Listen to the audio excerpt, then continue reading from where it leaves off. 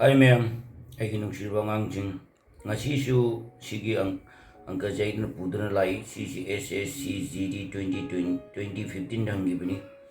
but ꯁꯤꯒꯤ ꯑꯪꯀꯁꯤꯗ ꯑꯩꯈꯣꯏꯅ knowledge ꯇꯧꯔꯀꯥꯟꯗ ꯗꯤꯐ꯭ꯔꯦꯟ ꯑꯪꯀ ꯑꯅꯤ ꯑꯍꯨꯝ ꯊꯣꯛꯅ ꯍꯪꯕ ꯌꯥꯏꯀꯣ ꯑꯗꯨꯕꯨ ꯉꯁꯤꯗꯤ ꯁꯤ ꯑꯣꯏꯅ ꯍꯣꯠꯀꯦ ꯑꯗꯨ ꯌꯦꯡꯁꯤꯀꯣ the sum of all natural number from 75 to 97 is ꯍꯥꯏꯕꯅꯤ ꯍꯥꯏꯕꯗꯤ 75 ꯗꯒꯤꯅ 97 ꯐꯥꯎꯒꯤ ꯃꯔꯛꯇ ꯂꯩꯕ ꯁꯝꯁꯤ ꯄꯨꯊꯣꯛ ꯍꯥꯏꯕꯅꯤ ꯕꯠ 75 ꯗꯒꯤꯅ 97 ꯁꯤꯒꯤ ꯂꯩ ꯄꯨꯊꯣꯛ ꯍꯥꯏꯕꯅꯤ ꯉꯍꯥꯟꯒꯤ ꯍꯪꯕꯁꯤꯅ ꯀꯥꯏ ꯍꯪꯒꯦꯕꯨ up to 75 or up to 97 like that ꯁꯨꯃꯥꯏꯅ ꯍꯪꯕꯅꯤ ꯁꯣ ꯁꯤꯁꯤ ꯑꯩꯈꯣꯏꯅ ꯑꯅꯤ ꯊꯣꯛꯅ ꯍꯣꯠꯄ ꯌꯥꯏ ꯑꯗꯨꯕꯨ ꯑꯍꯥꯟꯕꯒꯤ ꯑꯩ ꯑꯃ ꯍꯣꯠꯀꯦ ꯅꯈꯣꯏ ꯌꯦꯡꯉꯣ ꯅꯣꯂꯦꯖ ꯐꯪꯕ꯭ꯔꯥꯅ ꯁꯤ ꯁꯤꯖꯤꯟꯅꯒꯅꯤ S and equal to n by 2a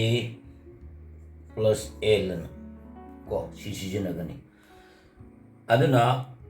n je koina puthoke hai targadi n haibasina karino haiba matamda ai adu haipe iramge n asina tainate number of term duni ko masing do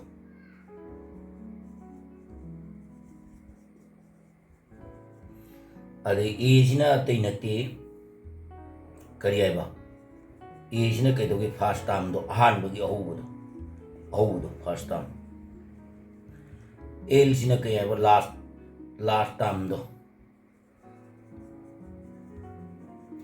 aduna n je puthoke hai targadi makoina kaidoge na haiba matamda 1 dagi adu do hairam targadi n je puthoktrasu yare adu n je puthoke ne koina hai targadi kumaina sizinagada matamda l minus a plus 1 anu sizinagani sigi formula se adu targadi l di kya no last di kya no koi sagi pyramid 97 aduga a di kya no first term adu tari kya no 75 plus 1 adu tari ani sitin jinaro 90 ga 8 minus 75 kya tare 20 ga 3 tare si minus to 23 try so n equal to 23 adu tar ngai formula do pala si n by 2 ji kya no 23 by the year 23 by 2 a di kya no masai koi na gi do first term di kya no 75 l di kya no last man pyramid 90 ga 7 adu tar gadi 23 by 2 ani je plus to tar gadi kya tare ani je plus to tar gadi koi na kya tar game tamda 172 tare noi check to 172 tare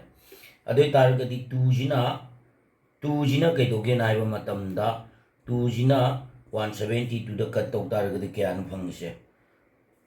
86 adu tadi 23 equal to 86 kya tage na iba matamda ani ji into to matamda kya phangage am tamda 1978 aduna answer ji 1978 tai so si kaya chume b chume sumaina holaga ju jai atopa amana kaidoge na haiba matamda atopa amadu ju ai holaga take ko ahambagi method tuna mani aduga ani subagi method china kamai season agade koi normal du season agada koi kamai season aba sum puto kya targadi koi mayam na khangnariba n plus 1 divided by 2 ni सीजे पुथोकदब अदु इतारगदि माना हारिसि 97 दगी 75 to 75 खाइदो आइगदमने मेकिदि 74 बो लोगो नोइना 97 95 fungi इतारगदि अदु इतारगदि 1 दगिना 97 बो की तिंजन बदु दगिना 1 दगिना 74 बो की खाइदोगा ताबा phone दो कैदोगे hymn तमदा ngसाइगी Mabar मारक टू द 75 दगिना 97 बो की मारक त लेबे वैल्यू दो होइदुरि अदुना suppose 75 piram target 75 dagina 97 bo puto ai target 74 dagi 1 minus or 73 bo ge koina puto kada ba dagi 97 like it ai koina tawne ahamba da koi kan tawra se khotla se ahamba da 97 gi puto se 90 ga 7 puto se si kai doge na batam da up to koina kya bo puto ga dagi 1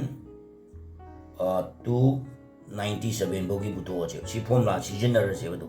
si n je kya no akoina samjal la ju jai adu bonoi koina bai ta ge n je kya no 97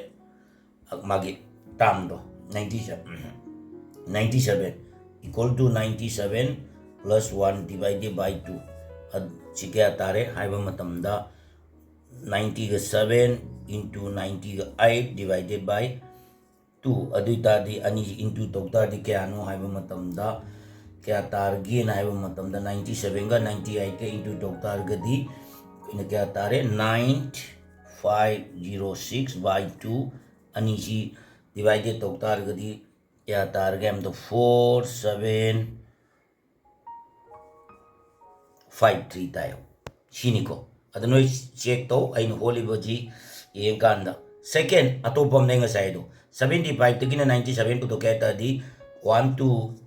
74 bogi buto adoy tadi same like that si jo dum tawra si aduna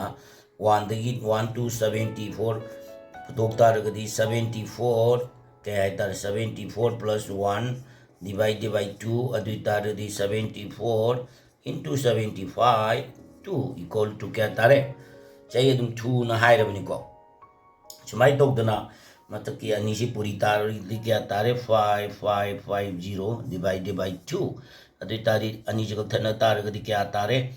2 na 5550 de divide tog taragadi kaya taragadi kaya tamda 2775 tayo si leire 1 to 97 na 4753 aduga 1 to 74 na kaya tare 2775 adoy tari anisi minus toro sige anisi minus toro 4753 dagi 275 si minus toro adoy tari kaya tare yengo ahambada 13 nairo si 51 13 dagi 5 chakragadi 8 leramani ko 8 aduna same chamane aina ngasai haiba answer du adum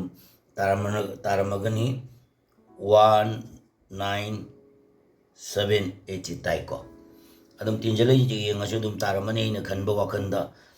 13 14 15 17 tama 3 4 si tare adum same answer si kya tar gain haiba matamda 1978 si tai